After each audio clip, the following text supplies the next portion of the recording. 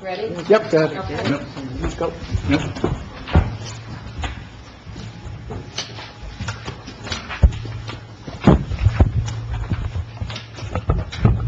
Ready? Right? Okay, you read the first one, right? You want me to read it? I don't read the first one. This one? All right, I'll read it. The following is the agenda for the regular meeting of the Mayor and Council in the Borough of Pompton Lakes, Passaic County, to be held in Pompton Lakes Municipal Building, 25 Lenox Avenue, Pompton Lakes, New Jersey, Wednesday, November 13th, 2019, beginning at 7:30. Call to order.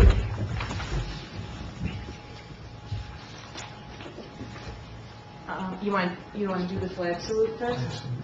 Okay, flex it.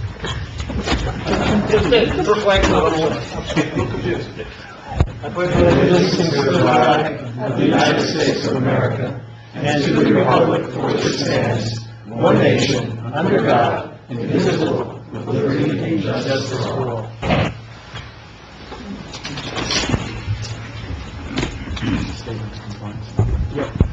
In conformance with the Open Public Meeting Law, Public Law 1975, Chapter 231, adequate notice of this meeting setting forth the time, date, place, and purpose of this regular meeting through the notice posted on the bulletin board in the municipal building, mailed to all requested and paid for same, and published in the Suburban Trends. Roll call, please. Mayor Sarah. Here?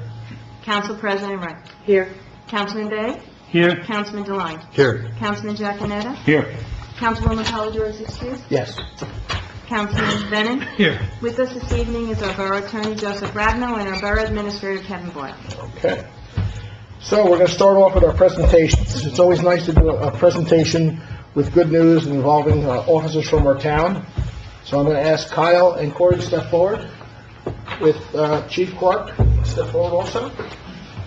And before we make the presentation, I'm going to have the chief explain what actually happened with our two officers here. So, in our line of work, usually we deal with things at their worst, and every once in a while an event comes along which is a positive thing, which we would like to celebrate. And in August, both officers here responded to a call of a woman in labor. They arrived at the house, and unbeknownst to them, that they would be delivering a baby, which is an amazing feat, because I've been here 20 years and I've never had that opportunity. And it's a nice thing, and it's a very positive thing in your career, and they did an excellent job, delivered the baby, the family, and mom and baby, everybody was fine, and they did such an outstanding job, you put them in for a meritorious service award. So we're both proud of what they did that night. That one, Chief.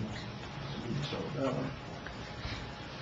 So, Patrolman Flynn, a highly unusual accomplishment under adverse conditions with some degree of hazard to life and limb to the nominee where the death or injury of a third party is prevented. I award you the Meritorious Service Award.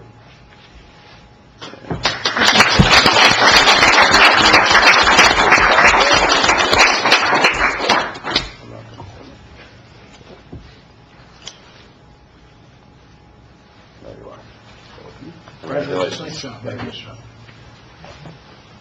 Patrolman Kyle Stefanik, for the same exact reasons, unless you would like me to read it. You're also awarded the Meritorious Service Award. Congratulations, you did a great job.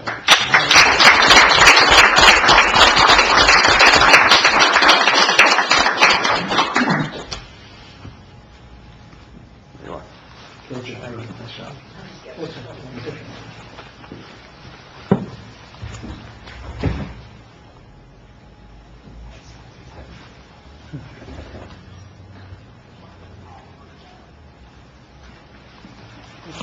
Thank you. Thank you. All right.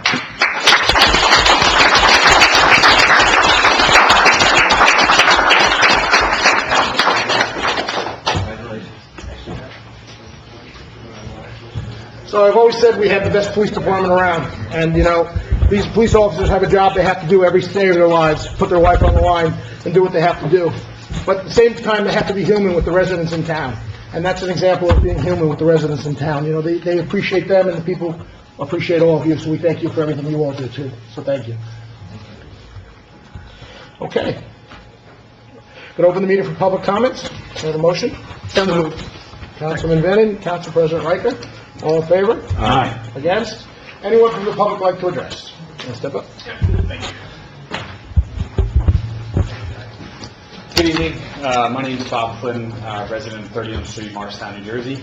I'm here today. My name, again, Bob Flynn. I'm from Jersey Central Power and Light.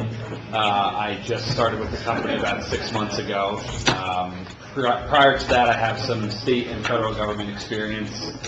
And right now, I'm in my 6-month period, so I'm kind of just making my way to my towns and introducing myself. I've actually dealt with a number of people here in town, including the mayor, about certain issues that we have ongoing prior to my arrival.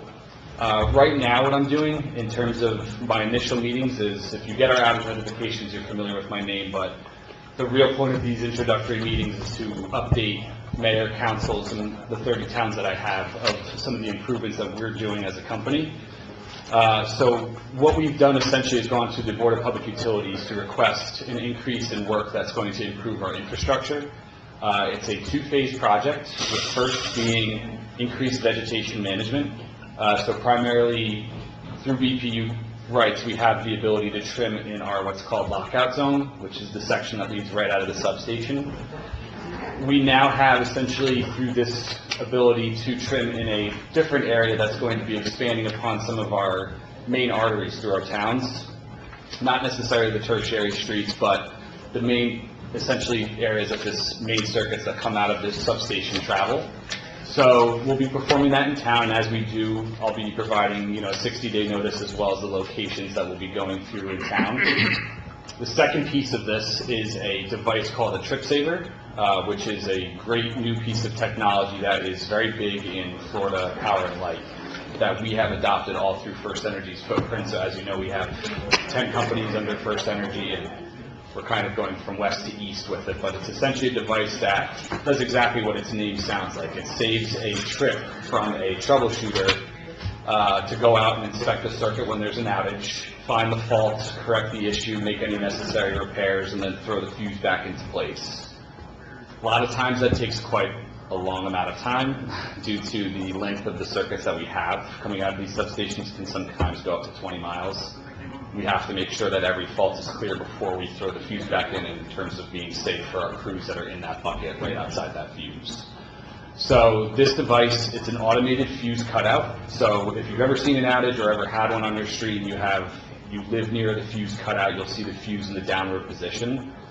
This automated cutout called the Trip Saver is a device that will attempt to reclose itself a number of times. So it's a new piece of technology that is, like I said before, going to save our crews quite a while in terms of hopefully reducing the amount of time for the actual outage. So this device, I believe, closes itself a number, I think it's about 5 times in 3 minutes. It'll attempt to reclose itself.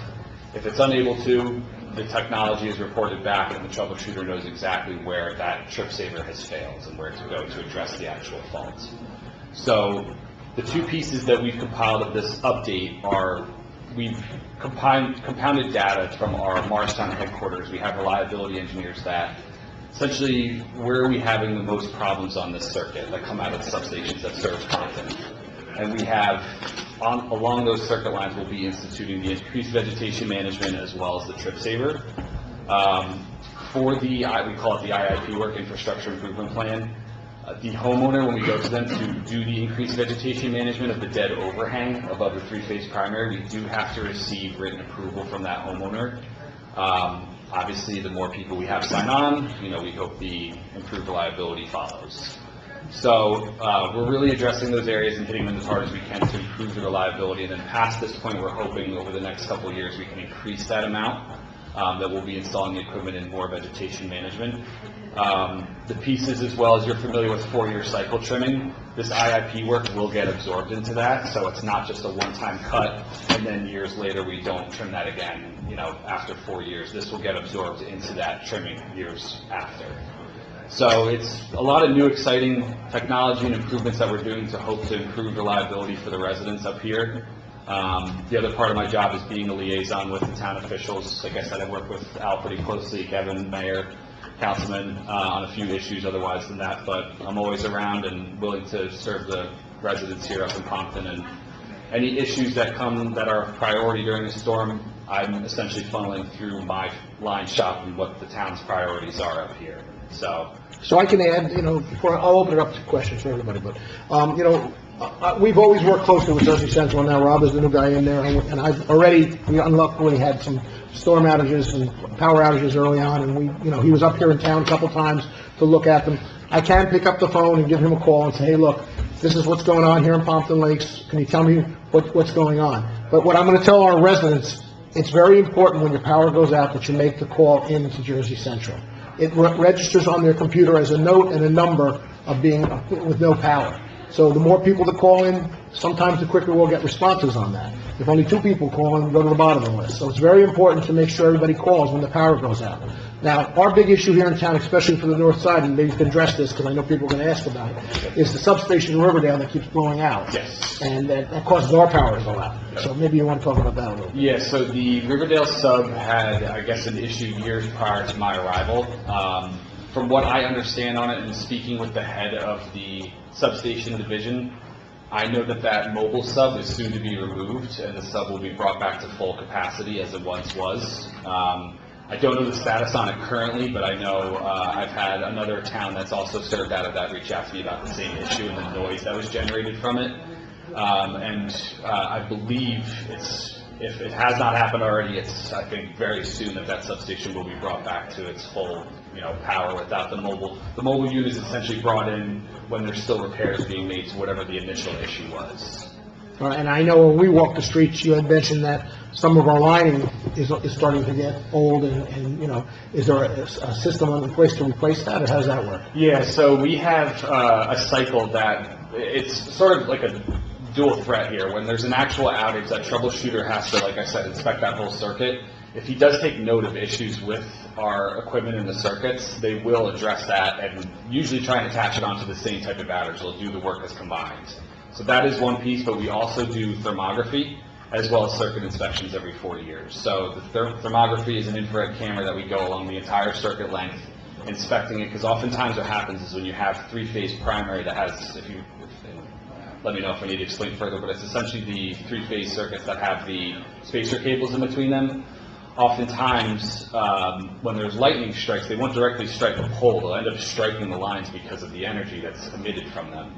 This ends up sometimes creating tiny pinholes in our circuits. So this thermography is a device that we use to determine those pinholes and find problem areas to fix. So I know I just had to do a presentation last night for another one of my towns just to find out where they were on that particular section of what year, and I know they're coming up within the next year for another thermography scan for the whole circuits. So I can find that out. Okay. I'm going to open it up now if you guys have questions. Anybody have questions? I have a question. Thank you for coming. Yeah.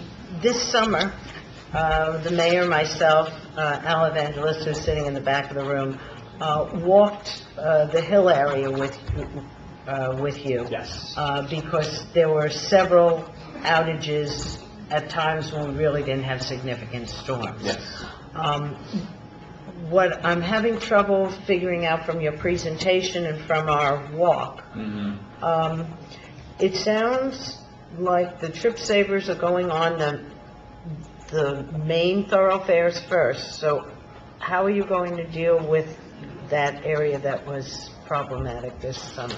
So it's ultimately every outage that we have, we keep track of, and it's a compiled piece of information of where those trip savers will go. And they're mainly designated at this point right now for the amount of tree-related outages, because that oftentimes what happens is when there's a fault on that current, if it's a minor branch and it's not a whole tree coming down bringing spans of wire and poles down, that branch sometimes falls off. So I can't speak specifically. I can find out as we get closer. I know this project, I forgot to mention this before, is going to conclude at the end of 2020, the 2-phase, the IFP and the trip saver. I believe Pompton is in the 2020 range for it to be completed, but it's going to be completed before the end of 2021. As they complete, my plan is to go around to my 30 towns and essentially tell them where we've put them in the town. But it's not sort of willy-nilly. We're not, we're compounding the data to see where we are most concentrated in terms of sending and dispatching crews. So that could be, that street that we walked could be one that is part of the IP for trimming. It could be trip savers out further out towards the main thoroughfare that connects that section. But I can find out. Okay, thank you. Yeah. Anyone else? Questions, concerns? You said that you had approached BPU about getting permission to do all these things. Yes. When do you expect to get an answer one way or the other? So they did approve the $97 million that we will be using for the infrastructure improvements. That has been completed, and that is part of this project that will be done by 2021. After that, I know that BPU will be looking at our reliability statistics to find out how much this has improved the reliability, and then past that point, we're hoping we can ask for more money to go and continue the process. Okay, thank you. So speaking of improvements, are you guys looking at like remote reading, meter reading at all? Like smart meter reading? Yes. I don't believe so, but I know we have the technology. For example, in Pennsylvania, Penelec, they passed legislation there in the state that they needed smart meters for all the residents. So I know that we have essentially a new mapping system that we are going to be introducing internally for us that will allow us to compound that information, as the mayor was saying, for outages, a lot more quickly, essentially, than phone calls. But I know at this point we're installing digital meters, so instead of the spinning dial, we are slowly starting to institute those, but in terms of smart metering, not yet. Right, any question? Yeah, I just wanted to tell the rest of the council, I dealt with Bob on several occasions with lights that were out, that people advised me, and a couple I seen myself, and quick response, and then we're out there within the next day or two and fixed them. And the streetlights, yeah. Thank you, Bob, I appreciate it, and your quick response, and again, much appreciated. Thank you. Absolutely. So let's talk about the streetlights. Now you brought up, forgot. Yeah, you're welcome here. That's what I'm here for. Yes. So, we share the responsibility of identifying streetlights that are out. Yes. So we send our police department out, and they usually do it once a month, maybe they go out once every 2 months? Once a quarter. So once we get that back, and, especially now in November, if we notice lights are out, how quickly is that light going to be looked at and put back on? So I was actually going to mention this, I forgot to. We had met, myself and my line shop manager out of Boone, which serves Pompton up here, met with Chief Clark about 2 weeks ago to kind of go over moving forward the relationship and, kind of how we can work cooperatively and jointly for some efforts that we're doing through town. Josh gave the chief, pretty clear instructions on to just send them in all at once instead of spacing them out. As long as it's not a number in terms of 50, essentially where we try to replace it is within 72 hours. Okay. That's our system. If it goes past that point, it goes into essentially color-coded categories where it becomes essentially delinquent. And it's, I was saying to Al before, we had some lights over by the caboose. I think it's on Lakeside, if I'm not Right, mistaken. what we call the pond holes, the parking Yeah, so area for us. those we did fix. Yes, I you think did. there's additional aluminum poles that, there were a few others that we have underground faults, and those went past 72 hours. We sent out a crew, they changed the bulb, nothing happened, so there's some issue with underground. So that's a separate division that we're going to have go out, but essentially those would be, as of right now, delinquent because we haven't addressed them within that 72-hour period. Okay. So we'll continue doing that, and, if for some reason they have issues, as you councilman and Alec, you can send them to me if you want to, and I can create tickets. And what about, so, in our south end of town, what we call our south end, we lost a lot of homes, or buyouts from flooding and things like that. So it is getting darker down there, and I have a lot of residents asking, is there a way to get streetlights put down there? Now, Yeah, so if I now have the ability to create, we call them telememos in-house, but they're essentially work order requests, design requests. And as long as you provide me the wattage that you'd like, that the residents would be comfortable with, which often I suggest to just poll, because sometimes I've had a few towns come back to me saying this Poll? is way too bright, Oh my and, gosh. so. they'll never agree. No, I know, but usually, we can't, as an external affairs, I can't recommend a wattage. That's just something we can't do, but usually you see 50 to 100 on most streetlights that are Cobra head with the sodium vapor lights, that orange tint. We do offer LED now, but they're, quite bright, and if they're near residences, oftentimes we hear. Yeah. Do they have to be cover lights? No, we can do colonial, ornate colonials, if that's what they would like. And it's all basically, the biggest piece before I get too far along is we have to determine that the infrastructure that we have on those poles can support it. So, determining whether or not we have to run another secondary from a pole that's further up the street to supply for that light, that the pole can actually support that type of light. We do all that research, but if there's a specific pole, you can provide me the number. I'm actually talking about new lights. Yeah. But yeah, that's what I mean. Oh, so we can run. Yes, yeah, so I can create, as long as you give me the size of the bracket you would like, I can give you two. I don't know if you have it, the municipal lighting handbook is on our website. It goes into, it's on our website. I was going to interject something. Normally people ask for street light upgrades or new lights, have the police do a lighting survey.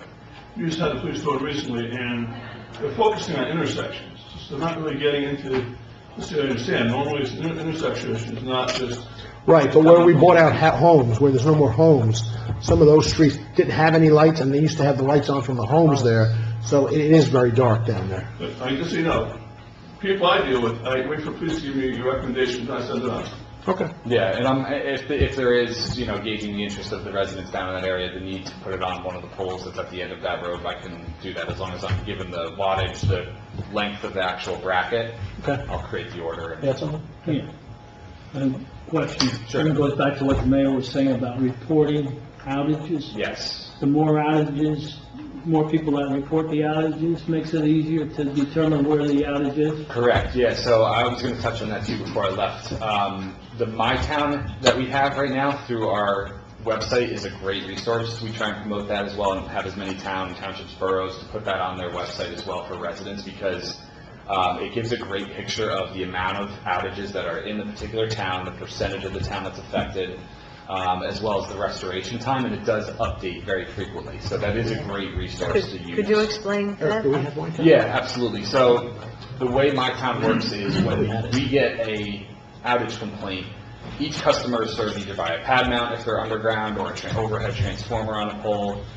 When we start getting calls, it starts populating, and there's a algorithm that starts to generate saying, okay, off of this transformer, off, let's say it was BT 365 PL, there's 45 people, we just got 3 calls, and they're all on phase A. We can now assume that everyone is out, so we start to auto-populate, okay, this is a bigger outage now, we need to get a crew dispatched immediately. But oftentimes is with those transformers, there's an A phase, a B phase, and a C phase. So sometimes your neighbor right across the street, he may still have lights, but he could be on a different phase, and a lot of times that's the biggest complaint is we have usually single no light issues during a storm. It just ends up being on a different circuit, so it's best that they call in, they register, or they look at My Town, as well as they can text. They can text us that their lights are out. So that's all located on the website, and we always, advocate. And we'll talk about putting the My Town on our webpage. Yeah, Probably do that. it is a great, and you may get this question, I've actually gotten it from a few towns that say, I have this resident calling me, they're saying that the triangle, we color categorize the triangle in terms of the size of the outage. They'll oftentimes say, well, the triangle is a mile away from my house, it's not reporting where I'm saying it's out.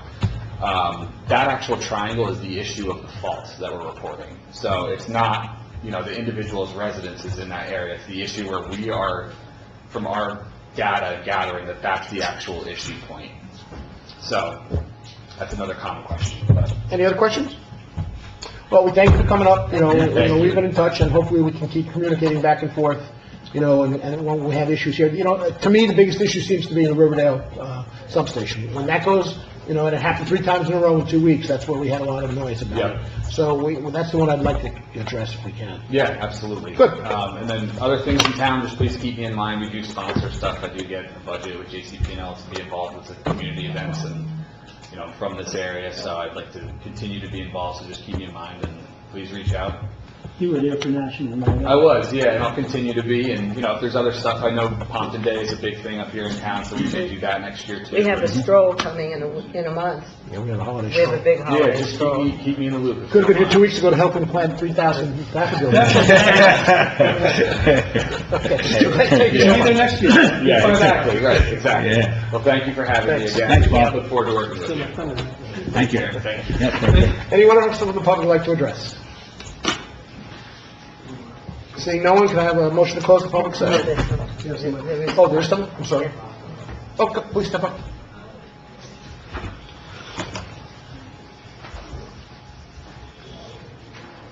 Hello, my name is Karen Amato, and I live at 579 Lakeside Ave, which is the garden apartments over there. And I was wondering if you could, maybe consider discussing some way of the parking issue. There's a crosswalk going across Lakeside Ave, right there by Garden and Skylar. And then 50 feet up, they just put a new crosswalk there by that little park that's the peninsula. So that took away, and the garden apartments, we each get one parking spot, and most of us have, there's 20 apartments, and we all have 2 cars each. I particularly have 3 because I have 2 teenage children. And now there's nowhere to park because they put a new crosswalk, and you can't park 25 feet from the first crosswalk, and then 50 feet up is another crosswalk, so you can't park. So the problem, unfortunately, that's a county road. But that's a county Right, road. so that's And now their there's- decision. But that crosswalk was never there before they, Is that one of the redid- crosswalks we did, or the county did? That's not a county. We would put across the county with counties. Yeah. Like, Oh, Lakeside's and county. that was just put there No, recently. No, it's not. It's municipal. Did we do a crosswalks on We there? must have been. All right, so the those were the handicap accessible crosswalks that we were talking about. They had the red bats? They're white. It's going from the park. Right, but on the corner where the sidewalk is, It's at the triangle, right? I don't know. You're So, like, talking where- at the crosswalk at Grant In Skylar. and Skylar Yeah, and Lakeside. yeah. There's 2 crosswalks within 50 feet of each other. So now it took away from all the residents parking. And now a few of us got tickets for parking within 25 feet of the crosswalk. on the property? No, on the street. Oh, on the Because we street, only, on the okay. property, we only get 1 spot each, and we don't have more than 1 car, so we all park on Grant Ave. Yeah, so, it took away from our the reason, parking. there was 2 things done over there. The reason, now I know what you're talking, I thought you meant on your property. No. So one, we put no parking there because of the trailers from the boats. That was, we're having a big issue with people clogging the streets with boat trailers. But we also did put in handicap accessible crosswalks that are mandated by the federal government. And those have to be put in, and they've been put out all over town, not just by you. They put one on my corner by my house. And unfortunately, along with that comes the crosswalks. So there's no way around that. If they're putting in a handicap accessible, what do you call that? Curb cut, then it has to have a I think, you know crosswalk. what, I think you're right, it does have like a little Right. ramp there. So that's a handicap accessible. Because I know that one side, they took away the parking, which I totally understand, because if it's on both sides, the road's so Right. narrow, then garbage trucks and fire trucks Right. can't get That through. was so I part of totally the issue, understand that. right. So we only had limited to this side, and now that they did that handicap, it took. I'd have to from see how all many the spots, I parking. mean, I'd have to take a ride over and see how many spots you actually lost over there. So we Um, lost about 3 or 4 of them now. 'Cause Yeah, the unfortunately, crosswalk, that's what and then a happens. fire hydrant, and then another Well, you got a crosswalk. fire hydrant. So now there's enough for maybe 3 cars right there, and there's 20 apartments. Yeah. So now there's, and then, there's really, and you can't park on the other side, because, so it's really, Unfortunately, it's because we put those crosswalks in, those handicap accessible ramps in that come with crosswalks. And how many did we end up doing? We did a bunch. It was split over 20. I mean, we did a lot. On the whole project, we did. Yeah. So it's not just our town, all the towns are doing it.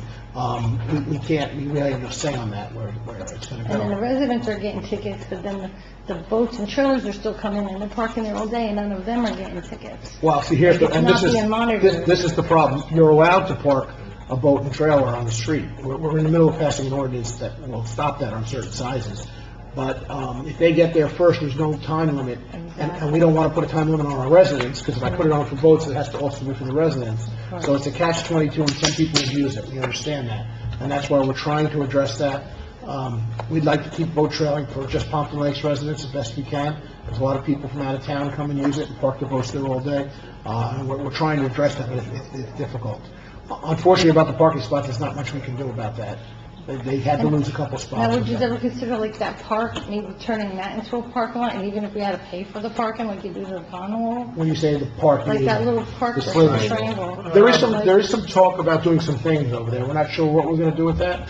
Parking is something we talked about there eventually. I mean, even though I'm a Isn't that resident, open I space? pay to I park think she's talking there. about the open Yeah, space. okay. You might consider approaching your property manager about turning some of the property they actually own into additional on-site parking. I don't Because there think he is- really has any more extra Well, property. he's got that He whole has all that grassy frontage. area up Yeah. front I think around he the has buildings. like all the, air conditioner units and stuff in there. I'm talking about the grassy area Yeah. between in the L of the buildings. That could be used for parking on-site. And if he approached us, we'd work with him to see if wants to get more spots in there. So we And try I to don't work think with he's him. gonna do that, he likes his lawn. Yeah, it's unfortunate, there's not much we can do about the couple spots that were lost. There's nothing you could do. No, Yeah. sorry. All right, well, thank you. Thank you. Anyone else from the public like to address? Seeing no one, can I have a motion to close the public session? So moved. Second. Councilman Devine, Councilman Begg, all in favor? Aye. Against? Approval of minutes. Motion to approve the following minutes. Regular meeting minutes of October 30th, 2019. So moved. Councilman President Riker, Councilman Jacanetta. All in favor? Aye. Against? Bills and claims. Motion to approve the following bills as listed below. So moved. Councilman Ryan. Second. Councilman Begg. All in favor? Aye. Against? Consent agenda whenever you're ready. Does anybody wish to have anything pulled?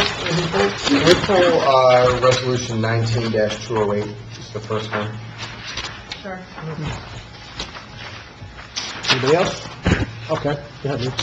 Whereas the mayor and council of the borough of Pompton Lakes have reviewed the consent agenda consisting of various proposed resolutions, and whereas the mayor and council of the borough of Pompton Lakes does desire to remove resolutions for individual actions from that agenda, now therefore be it resolved that the following resolutions on the consent agenda are hereby approved. Resolution 19-209 through 19-211, and we're going to pull 208. Motion to approve the consent agenda. So moved. Council President Riker. Second. Councilman Devine. All in favor? Aye. Against? Resolution 19208. Resolution approving right-of-way use to cross River Fiber. Joe? You got that one? Second. Too late. You're looking for an explanation? Yeah, I want to ask a question specific to Okay. the resolution. So, the resolution approves, let's see, on existing utility poles or an underground conduit in the public right-of-way. I just want to make sure that this cross-river fiber understands, with the money that we're spending on paving a number of these roadways, there is a 5-year moratorium on street openings of newly paved roads. I don't know what their plans are, if that's been discussed, on whether they plan on using the utility poles more often than not, or if they're thinking about going underground in some cases too. So that's what I'm trying to Utility, I'm ask. pretty sure they're not going underground. Or it gives them the ability. It does, but I That's what I'm don't asking. see that. My understanding is they're going to use facilities that already exist, not create new facilities, so not dig new Okay. underground, that's my I'm understanding. fine if they want to use the utility poles, but I just want to make sure that, given the money that we're spending in capital on repaving projects, that, if they've got plans to, run fiber underground, either do in conjunction with the project, or wait 5 years, or do it on a street that's not on our Yeah, sure. paving plan. So that's I agree. Any other discussion? Okay. Liz, you have the agreement, right? You got that in an email, so it has to be signed off after the resolution is approved. So you did get the agreement, right? Yes, I think everybody got it. Yeah, everybody. Yes. Okay. So we need a motion. Motion to approve, resolution 19-208. So moved. Councilman Begg. Second. Councilman Bennett. All in favor? Aye. Against? How do you want me to handle the ordinance? Uh, Do you want me to do each one individually? Well, I'm looking at it now. We could probably do two of them. What I would like you to do, you can just recite the numbers, Liz. I'd like all of the ordinances that are listed carried to the December 4th special meeting, so you need a motion to carry and a second and a vote on. And she can, Liz, you don't have to read the whole title, just ordinances Is it 1924, is it December 1925. 4th? Joe, is it December 4th? Yes? Yes. So we're carrying these over, so we have the second reading. The reason they have to be carried is because these are land use ordinances, and the planning board has to have the opportunity to review them. And they're not having a meeting. One of the reasons we're having a meeting on December 4th is because they weren't having a meeting until the 19th of this month. And we have to appear in court on December the 10th. For COA. Just for This is part of COA. So we had a problem with dates, which is why we need to get these carried to the 4th. After the planning board sees them, then either approve them or reject them. If we reject them, then I gotta go to court and talk to the judge. But if they're approved, then we'll be ready to go on the 10th. So we're more concerned about the time and energy that we're put into getting to where we are. We start a new year, theoretically, we'd have to redo some things, and we're trying not to do that. So that's why we're having a special meeting, and that's why we're going to do what we're doing right now. Okay, Liz, if you just want to read the ordinance. Okay. Ordinances, the following ordinances, ordinance 19-24, 19-25, 26, 19-27, and 19-28. Yeah, I'll make the motion to carry until the December 4th. I'll second. President Riker? Who I'll seconded? second it. Councilman Jacanetta? All in favor? Aye. Against? Okay, so those will all carry to the next meeting. All right, thank you. And I'm just going to advertise them by title that we're carrying them through to December 4th. I don't have to, but this way everybody has the opportunity. Is December 4th meeting at 7:30? Is it regularly scheduled? 6 o'clock. Okay, that's, I've had it at 6, so it's, okay.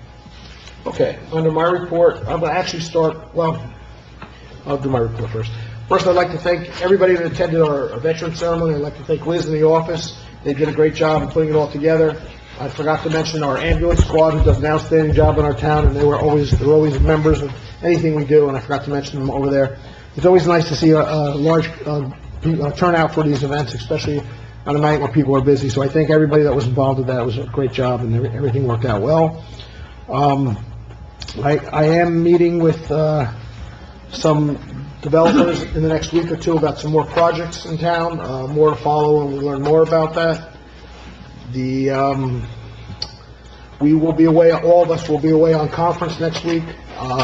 We do a lot of educational classes there. There's a lot of places to meet and greet people about things that other towns are doing, so most of the towns are represented there. It's nice to talk to other mayors. They have a mayor's luncheon where all the mayors get together, and you can bounce ideas off everybody. So you always pick up a good idea that this town's doing and that town's doing. Let's talk about recycling, our favorite subject the last 6 months. Today was recycling for recyclables of plastics. I'd say 20 to 30% of people were still putting it in plastic bags. We cannot pick up recycling in plastic bags. There is no in between. There is no just one time. If you have your recycling in a plastic bag, it will not be picked up. We will be getting a flyer out probably, hopefully in the next week, explaining it all again. I know a lot of people have been bombarded with the changes. The changes are not coming from this council. The changes are coming from the state and our carriers.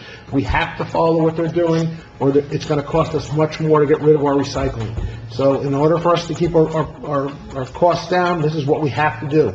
So recycling has to go in a can or a container of some sort. Tops are left off, just bottles that are cleaned and rinsed out. Unfortunately, I drove around town today because I did get some calls that wasn't picked up. There was quite a few houses that had it in plastic bags out on the curb. Which brings me to my next concern. I'm getting a lot of calls from residents.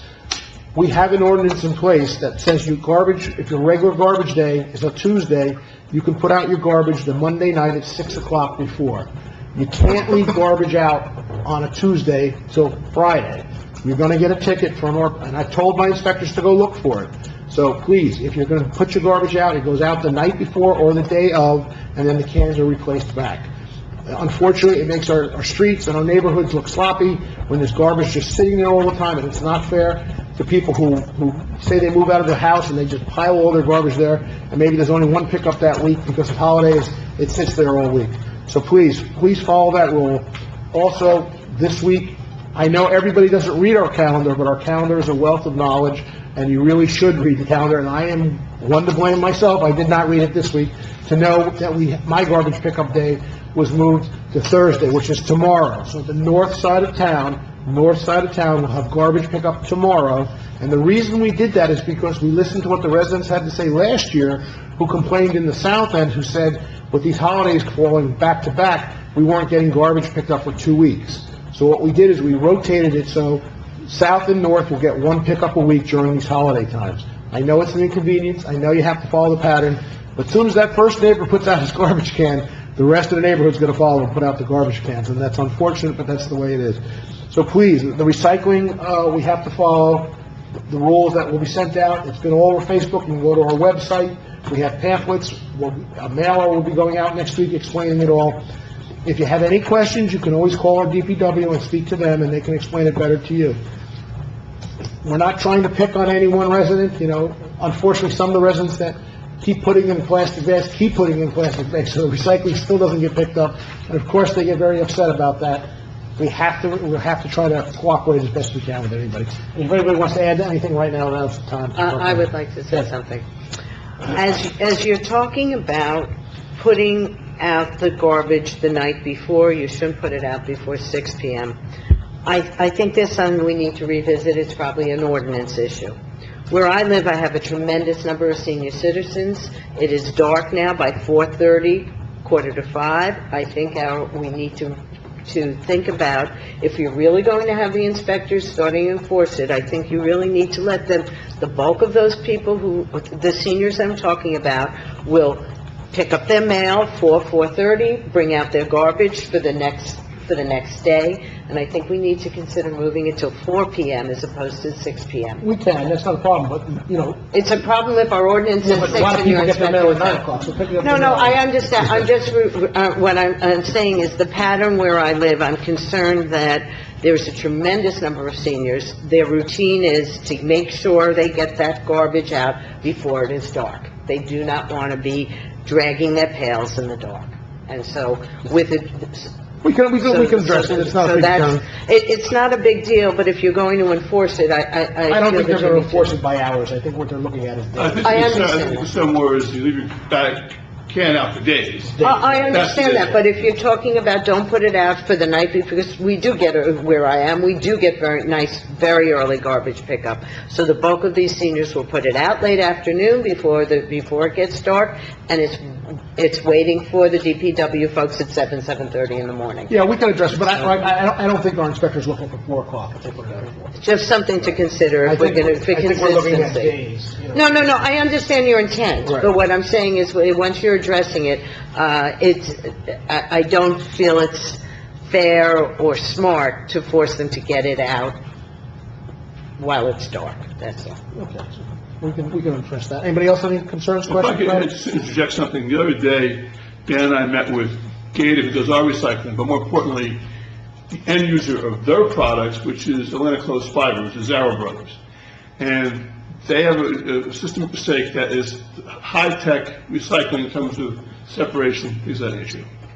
Their balers are $900,000 balers that take the material and bale. The problem we have is we have plastic bags.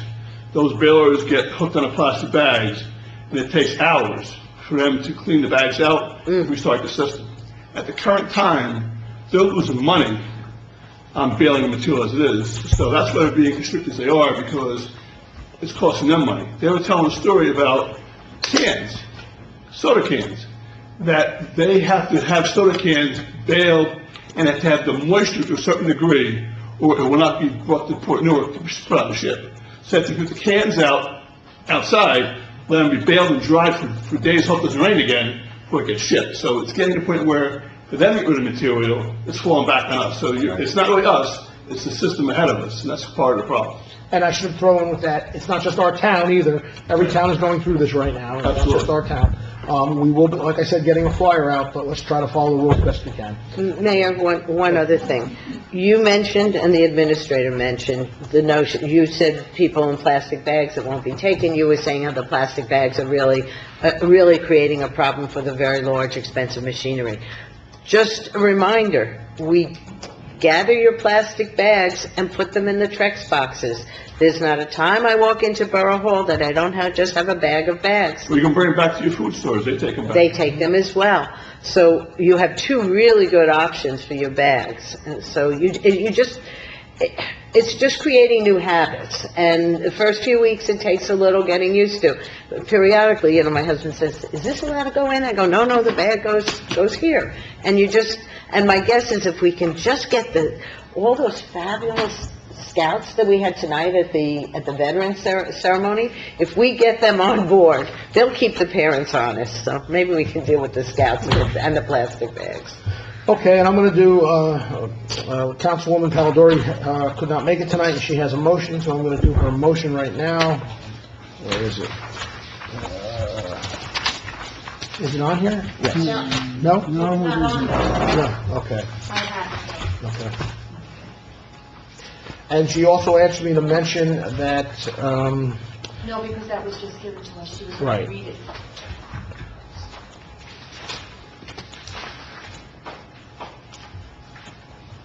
Here.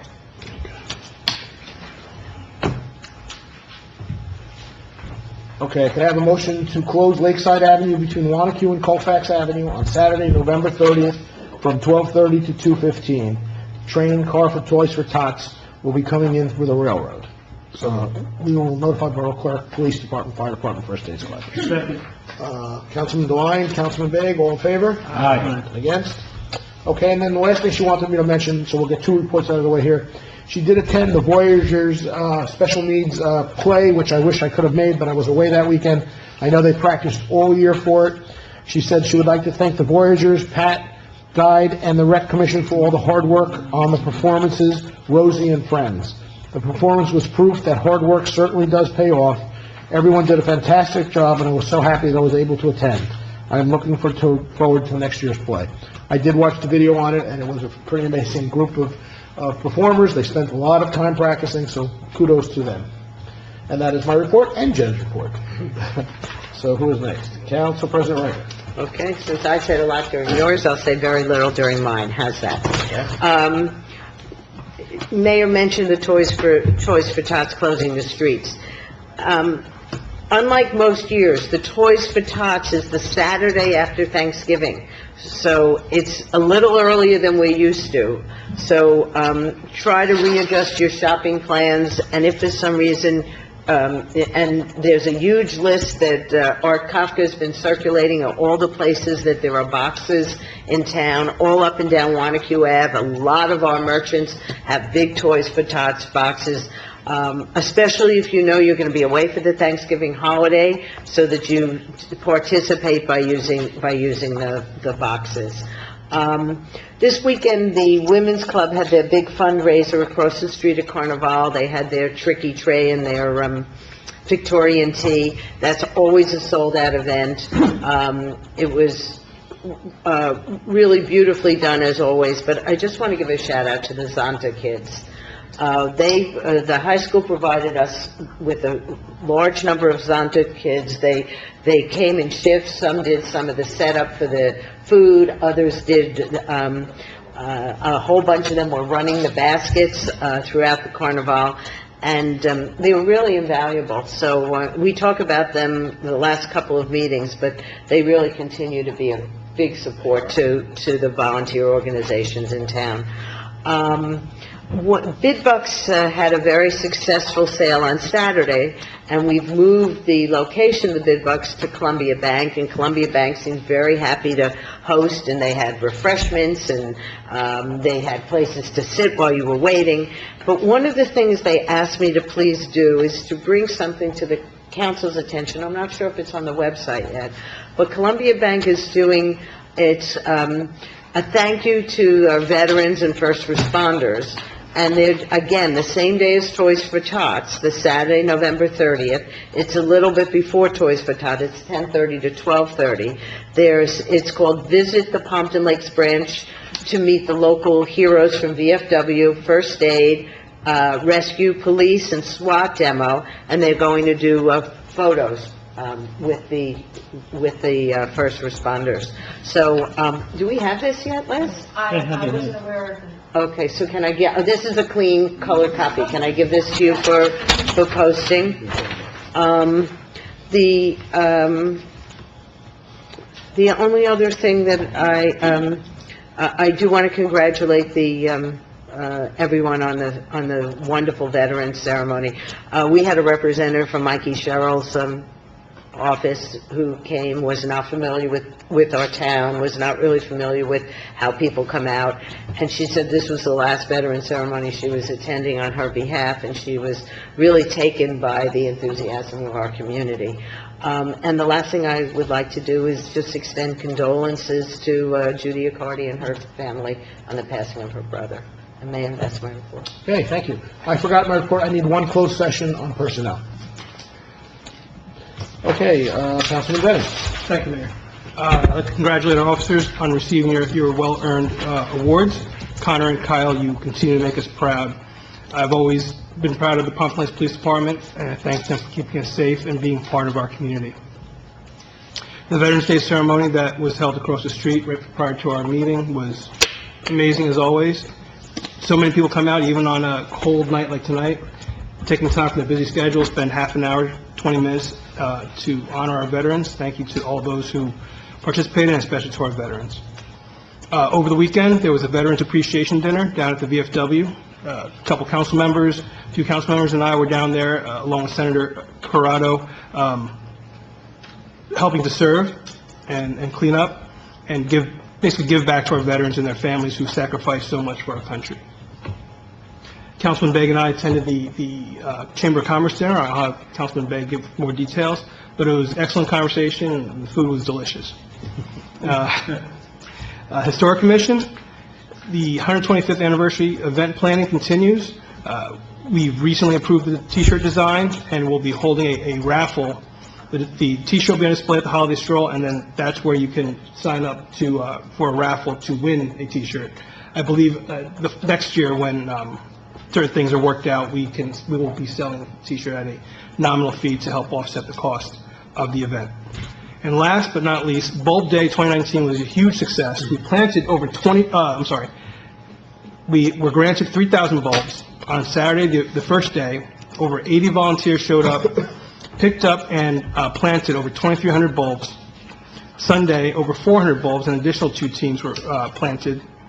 And Wednesday, November 6th, the Lakeside Middle School Student Council, Principal Hernenko, Vice Principal McCarthy, Student Council Advisors Ms. Gavin and Ms. Moyle, and last but not least, SRO Vanderstad were out there helping to plant the remaining 250 bulbs. And the kids were very enthusiastic. What I like about it is these bulbs, these plants, as long as they're treated properly and not cut back as soon as the flowers die, will continue to bloom for at least a decade. So these kids that are planting them today can come back after they graduate high school, like college or whatever, and come back and see a handful. And look at the flowers that they planted when they're in the middle school. I think that's pretty cool. It was a lot of hard work, no question. It was. A lot of bulbs, a lot of hard work. So it turns out, we bought all these, some people have these manual tools to dig the hole with, stepping on it and whatever. Apparently there's an auger thing that you can attach to your drill and just make those holes. It's like, because I went to visit the folks at the library, they were done in less than an hour. I'm like, how'd you guys get these all done? First of all, it wasn't freezing, so there's no tundra for Councilman DeLine to pick through. But anyway, so I got myself an auger. It's like less than $20. You attach to your drill and you make all these holes in no time. So it was fun. It was cool. And thank you to everybody who participated. I'm looking forward to Bulb Day 2020. I thank you for all the hard work you did with the bulbs. And the volunteers, 80 volunteers is a good number. 80 was only on Saturday. We had a couple more groups on Sunday and then Wednesday. Councilman Begg. Thank you. I'd like to send my condolences to Judy Accardi on the passing of her brother also. Tonight's events for our veterans was a great success. We had a very nice turnout, and I really appreciate everyone who participated in the event. And I congratulate our 2 officers for helping give birth to a young fellow, I believe it was. But that I don't know. But they do a wonderful job, they really do. I received the Pompton Lakes Riverdale First Aid Squad report for the month of October from Chief Sean Scalepi. There were 107 calls for the month of October, 47 in Pompton Lakes, 27 in Riverdale, 16 duty calls in Wanacue. There were 67 medical emergencies, 16 trauma injury calls, no CPR calls, 10 motor vehicle accident calls, and 3 fire calls. I received the Pompton Lakes Fire Department report for the month of October from the Fire Prevention Bureau Chief Al Bruno. He reports there were a total of 31 calls for the month of October, and a total so far of 273 calls so far for the year.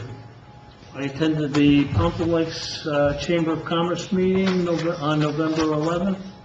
President Art Kafka reported receiving a flyer from the Columbia Bank branch, who they are sponsoring a thank you to our veterans and first responders. That'll be on Saturday, November 30th. Come to the branch to meet vets, first responders, and see a SWAT team demo. He also reported that there will be a grand opening ribbon cutting of Today's Beauty Salon on November 17th at 9:30 a.m. Rob Walker reported the Chamber Car Show was a great success with over 259 cars entered in the event. Funds raised by this event supports the Chamber of Commerce's scholarship fund for students at Pompton Lakes High School. He also reports the bid book sale on November 9th was a great success. With the sale of $30,000 in bid bucks, they were sold out.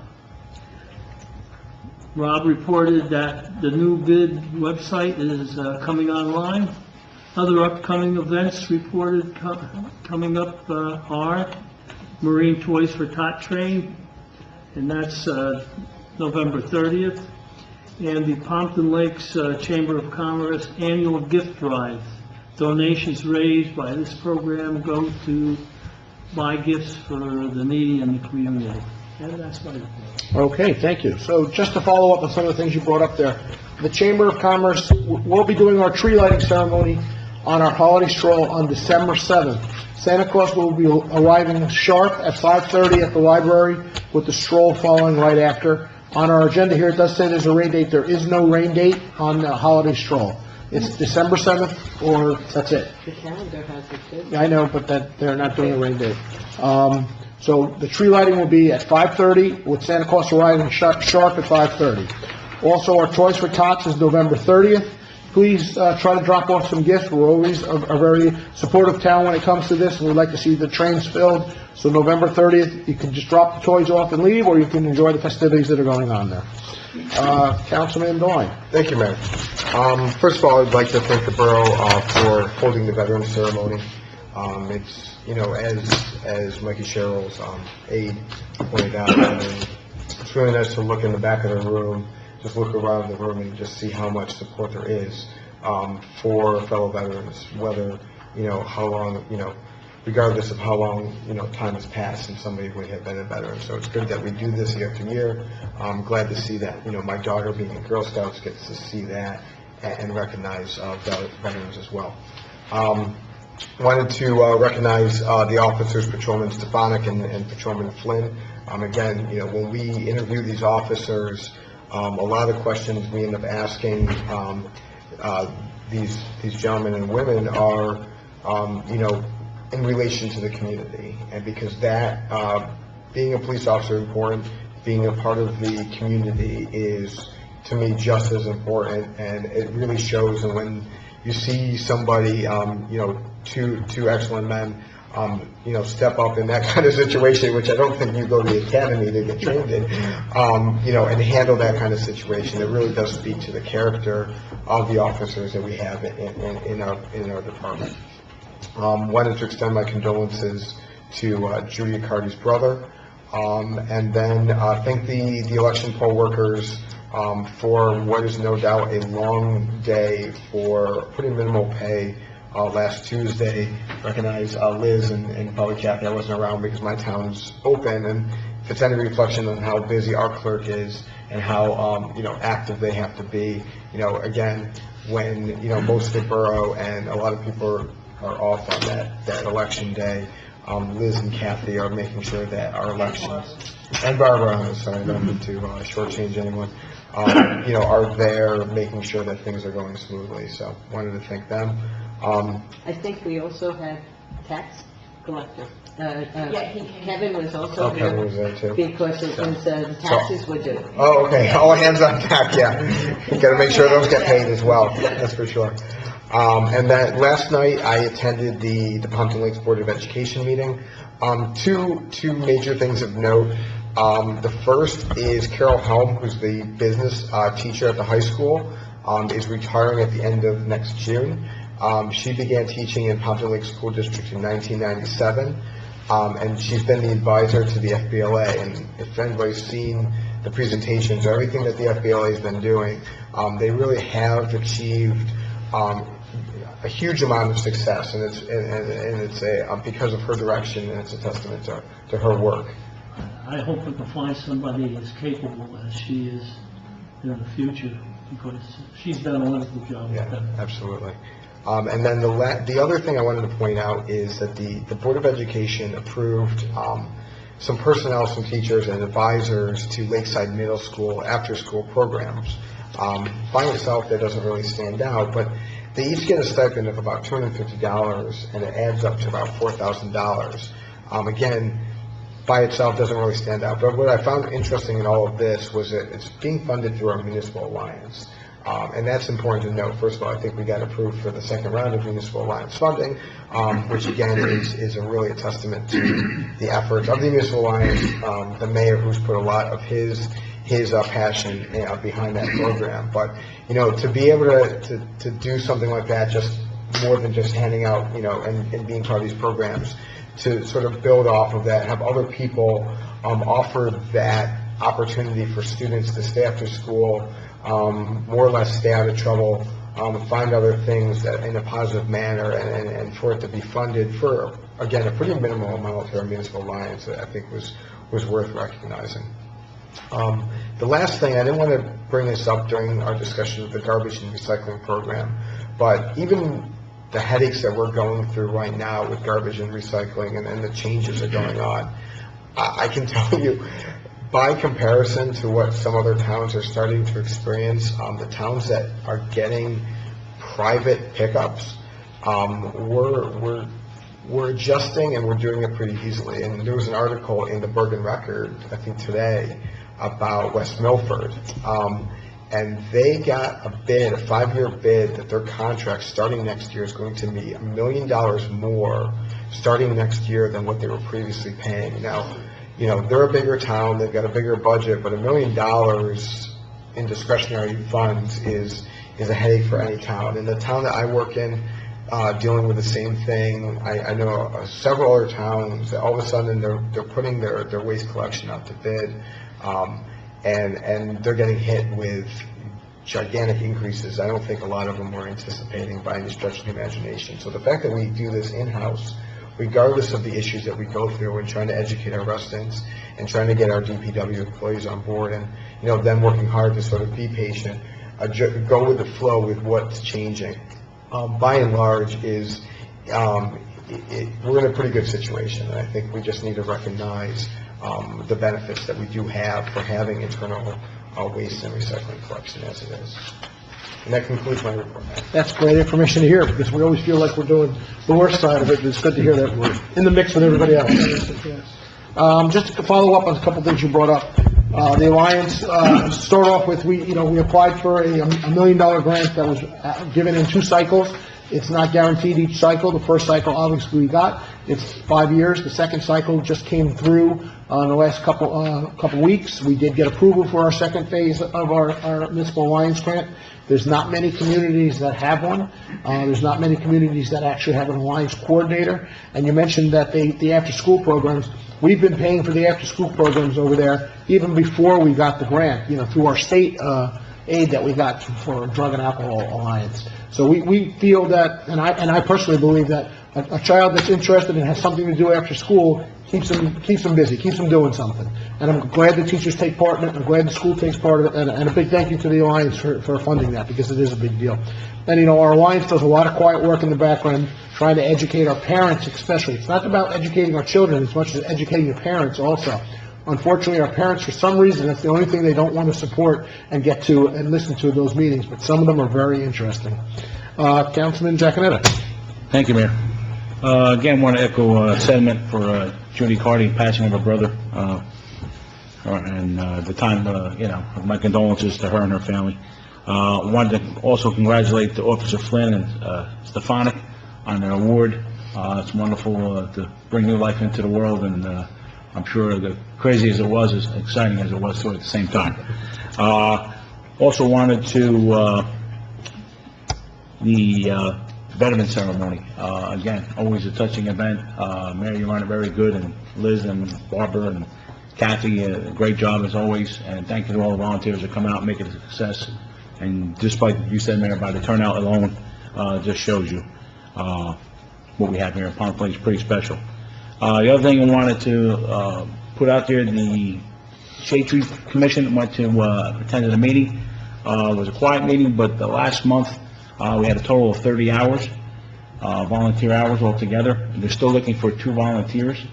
They're still too short. You're too short on the shade tree. Yeah, still. So, just so everybody knows, going forward, so if somebody's interested, please let myself or the mayor know going into the new year.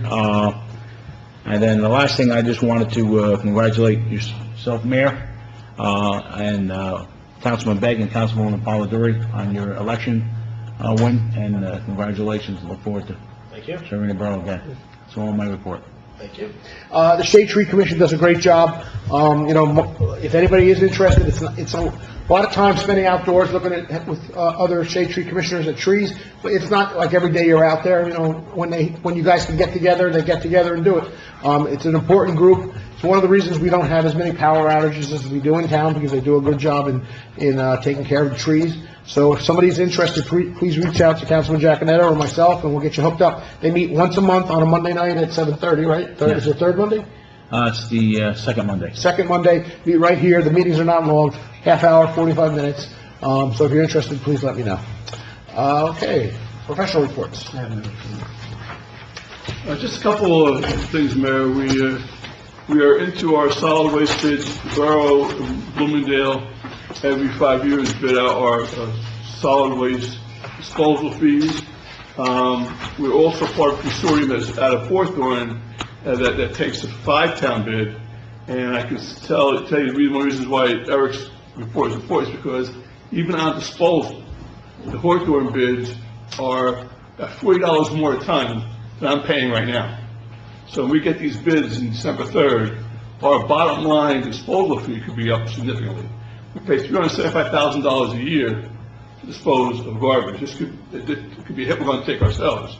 On top of that, because recycling is now a pay for recycling, we spend over $30,000 to recycle. Where we used to make money on it. We used to make money on it.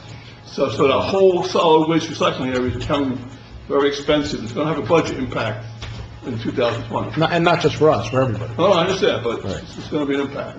So I'm hoping that, Covanta kind of holds line and helps us out, and put some good numbers in. But one thing he did tell us is that there's a possibility they're going to do a dual bid, where if we can take some of their material to the Newark plant, that'll be reduced tipping rate compared to taking it to Patterson location, because in Newark we have to bring cleaner material. So we'll see how that works out. But, all we can do is try, right? That's right. Tomorrow, I'm going to be going to Totowa to listen to the Passaic County presentation on the new FEMA firm maps and a rollout of them in April. As you know, we've spent a lot of time and a lot of money trying to fight the maps relative to the impact on Pompton Lakes. We haven't gotten too far. FEMA has denied our appeals twice.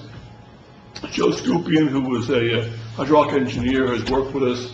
We've gone down Trenton, talked to DEP. For as much as DEP agrees with our or his modeling and concerns that the FEMA model is incorrect, they really haven't pushed the envelope against FEMA, honestly.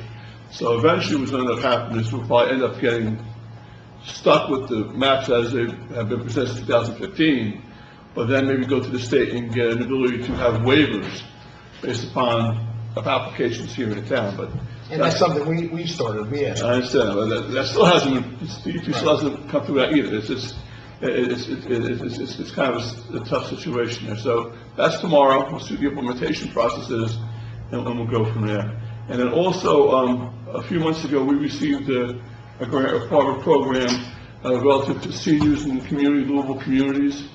We're going to probably have our first committee meeting in January after the holidays to start and kick that off and go from there. That's my report. What kind of grant, Kevin? It was Senior. I forget the Aging friendly. Asian friendly grant. So let's talk, I will be attending that meeting tomorrow at FEMA also, just so the residents in town understand, we as a council and mayor up here and our administrator have been fighting the flood maps. We don't agree with the flood maps. And it's not just our town, a lot of towns don't agree with the flood maps. The problem is FEMA agrees with the flood maps. And we're fighting the federal government on this, and it's a hard fight. We hired some big-time people, this gentleman, this attorney, this hydrologist, Joe Scupian, who's well-known in the field, has basically said the modeling here that they used on the FEMA maps in Pompton Lakes is not right. But FEMA doesn't want to hear that, unfortunately, and we're probably going to hear tomorrow that they're adopting the new maps, and we'll just have to go forward with that. I'm sure at the end of the day, it has a lot to do with disasters all over the country and where the money comes from for those disasters and how they pay for those disasters. More people involved in flood insurance, the more money they collect. These are all things that are probably happening above our pay grade. But we did, just so everybody understands, we did try to fight the flood map, and unfortunately, we didn't get too far with that. We should also mention that the Montclair paving had to be postponed because of the weather. When it gets too cold, the paving will not cure right. We had all intent to have it paved this week or next week, but unfortunately, us and the county has stopped all their paving for the rest of this year. Our concern, our concern was that we could have probably milled the road, but the ability to pay the second half was very limited. And they weren't going to come back until the end of November, which means they probably wouldn't come back at all. And you'd have a half-paved road and a milled road, and that's what our concern really was. And you're right, the county's not going to do culvert access plan for this year, and a couple of other roads. The weather's changed, and they'll be all put off for probably this spring. So hopefully they will follow up with this in the beginning, moving forward. And just to remind everybody, not that it's going to snow soon, but let's remember that cars have to be taken off the street if a snowstorm hits. There is no in-between. There will be no officers knocking on your door saying, please move your car. You will get a ticket if your car is parked on the street when they're trying to plow. It slows down our plowing greatly if they have to go around cars. So please try to get those cars off the street. Any questions for the administrator? No? Okay. Have a motion to open the meeting for public comments. So moved. Second. Councilman DeWine, Councilman Bennett, all in favor? Aye. Against? Anyone from the public like to address?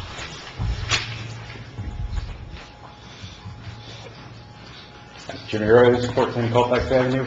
A couple of months ago, we had a spirited discussion here about the deer overpopulation, and I brought up the topic of you possibly meeting with the other Passaic County mayors and just looking for a status update on Yeah, I that. spoke to two mayors that said, two smaller town mayors that said they'd be interested in maybe talking. Some of the larger town mayors said they didn't want any part of it because they're not going to try to fix something they can't fix. Bloomingdale showed some interest. Myself and Wanacue showed some interest right now. So after New Year, I'll see if I can get them together. Because I don't know who's going to be at this meeting, you're going to be at next week, but if they're going to be there, you said you guys were going to... Oh, conference. The conference? If there's a happy hour, I could suggest a really sparkling conversation topic that you might want to bring up. And We could try, if the mayors are there, yes. Nothing loosens things like And alcohol. I haven't looked at the programming yet, but did anybody look at the programming? Is there anything on deer population? Eric said, There might be, I don't know. Well, you could be the hero then. Oh, that's what I want to be. And the other thing I had to say was, kudos to both sides politically for cleaning up the signs really quickly this time. I don't think I've ever seen them go down that fast, which was awesome, so. It's a pet peeve of mine. I would rather not have signs at all. Me either, I'm not a fan of them, I'm even not a though I fan of had them one on my either. lawn, but, It is what it is, but yeah, if we're gonna put them up, then they need to come down, so both sides did take them down. So. all right, thank you. Thank you. Anyone else, please? Step up.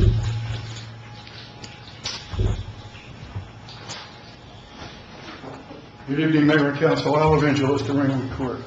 Mayor, on the firm maps, the thing that's so ironic about what they did is after we took all of our severe repetitive loss and repetitive loss structures off of the map by taking down, 60 houses. Now they're moving the goalposts. They're moving the goal line. Probably put more in than we took off. It's not fair to Pomptonites. It's not. I mean, if they left it as it was and we removed all those homes that were in harm's way, including the floodway off of Riverdale Boulevard, it wouldn't be an issue. But now to take that map, after all the work that we've done as a community and move the lines, it's just not fair. I agree. Just a second thing, just two suggestions to the Mayor and Council. We go down to Wildwood every year in September, spend a week down there. And the way they approach the garbage issue on the street is that the landlord gets the summons. If someone puts the garbage out on the wrong day, the landlord gets the summons, not the renter. Now, the problem is I see it in this town driving around, knowing the buildings the way I do, and most of you know the same buildings, where there's renters, all right? Multiple people, 4 families perhaps in one structure. to educate those people. Even when our calendar goes out, it probably goes out to the property owner, and the landlord gets it and puts it on a shelf somewhere. And then the renters, and some have multiple renters over the course of a year, as we can tell, because there's a lot of different couches that go out on Hamburg Turnpike over the course of a year. The landlord has to control that. Landlord does get the summons though, here. Yeah, there's no way that we could control each and every occupancy in that building. And this particular lady that owns our rental property down in Wildwood is incessant. Okay, she beats it into us every single time she can on how important it is to put the recyclables out on one day, garbage out on the other. Now, alluding to Council President Riker's comment about the time. The time, and I agree to a degree, that the time is not the issue, it's the day. If you don't take that bag in after you put it out, let's say the truck doesn't come. Let's say they have a breakdown and the truck doesn't come. That garbage has to come off the street. You just don't say, I'm going to leave it out there till next Tuesday or week because by some fault, somebody left the garbage there. That is my pet peeve, what I see in town. Along Rainwood Avenue, when you come in off of 287, those people just throw their garbage over that cliff. And my inspectors. Like it's a dump. Right. And it's a quality of life issue, and we all know that it's the quality of life issues that make a town go downhill real quick. So we got to stay on top of that, and I appreciate that. My last comment is, you've done an excellent job, and congratulations, by the way, on your re-elections. But we've done a good job. You have done a good job as a mayor and council. You continue to work hard, and I know you take a lot of abuse and a lot of comments and so forth and so on. So thank you for that. As an aside, we have a lot of nice parks now. We have a beautiful facility by the Board of Education. I think it's time that we looked into a shared service agreement with a lightning protector for all of our fields in this town.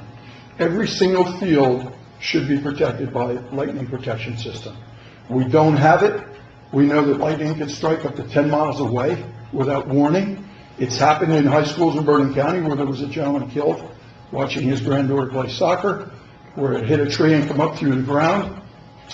And I think if we got together with the Board of Education as a council and come up with a suitable solution, we certainly have the communication structures to network all of those fields into one. And now going down to the conference, I know there will be a lot of vendors, I'm sure. Yeah, that's a good idea. So I appreciate that. Thank you. Thank you. Anyone else from the public like to address?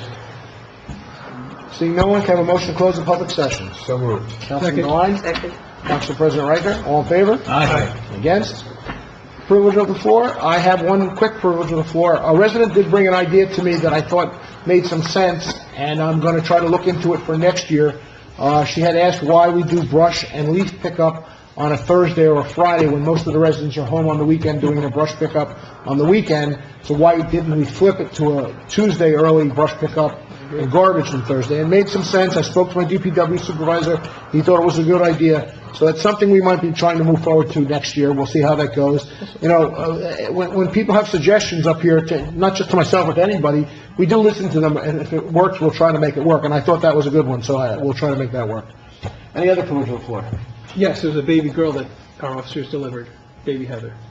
What's that? Oh, it was a baby girl. I thought it was another one. I was going to say another one? Okay, baby girl. Want to clarify, thank you. Anyone else? Okay, motion to adjourn the closed session. So moved. So moved. Council President Riker?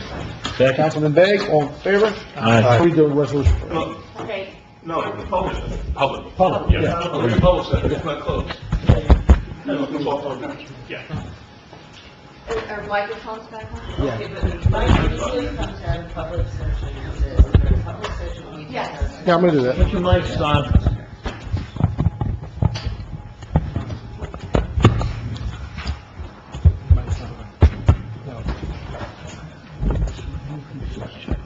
Are we up this or no? Yes, it's recorded. Okay. During public closed session, we discussed a personnel matter. A motion to leave closed session. So moved. Council President Riker? Second. Councilman Begg, all in favor? Aye. Against? Okay, we're in open session now. Session.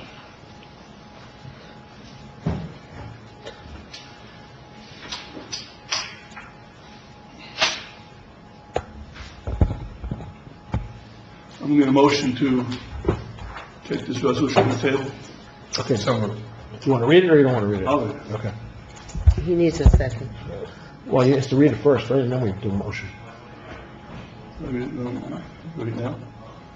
No, before, no, did you get it first? You have a second? All right, second, and a second. I have Yes, first is second. Councilman Devine, second is Councilman Bennett. All in favor? Aye. Against? Resolution. Whereas James Moore is employed by the Borough of Pompton Lakes as a police officer. And whereas James Moore has been suspended from work since December 6, 2008, on disciplinary charges. Whereas James Moore requested and was given a hearing on charges filed against him by chief of police. And whereas following the hearing officer has concluded James Moore is guilty as charged, has recommended his termination. Whereas the mayor and council has considered and adopted the hearing officer's findings and recommendation, and whereas a final notice of disciplinary action will be prepared terminating the employment of James Moore for, among other reasons, violation of department rules and regulations, as well as a failure to perform duties, insubordination, conduct unbecoming a public police officer, neglect of duty, insufficient causes. And therefore be resolved by Mayor and Council Mayor of Pompton Lakes that hereby accepts the recommendation of the hearing officer, terminates the employment of James Moore effective immediately. Police chief shall provide James Moore certified copy of this resolution and the final notice of disciplinary action. Okay, can I have a roll call, please? Councilman Brennan. Yes. Councilman Bennett. Yes. Councilman Bennett. Yes. Councilman Devine. Yes. Councilman Jacobowski. Yes. Okay. Motion to close the meeting. So moved. Councilman Devine? Dismiss. Close the meeting. Motion to, you don't want to close the meeting. You want Well, end the meeting. motion to adjourn. Second, to adjourn. To adjourn. Councilman Day, second. All in favor? Aye. Against? Okay, thank you. We're still...